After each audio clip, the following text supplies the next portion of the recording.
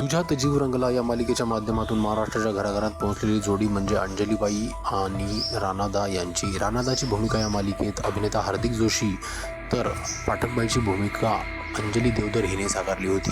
कालांतराने या दोघांमध्ये प्रेमसंबंध असल्याच्या चर्चांना ऊत आला होता, मात्र त्यांनी नकार दिला होता. मात्र काही वर्षापूर्वीच या दोघांनी लग्न केले आहे. आता या दोघांना मुलगा किंवा मुलगी झाली आहे का याबाबतचे प्रश्न विचारू लागले आहेत.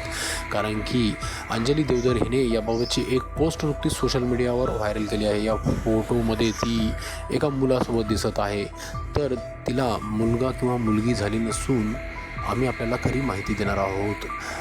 अंजली देवधर हिचा भाचा आयांश याचा हा फोटो आहे. त्याचा नुकताच वाढदिवस साजरा झाला, त्यामुळे तिने हा फोटो सोशल मीडियावर शेअर करून त्याला शुभेच्छा दिल्या आहेत.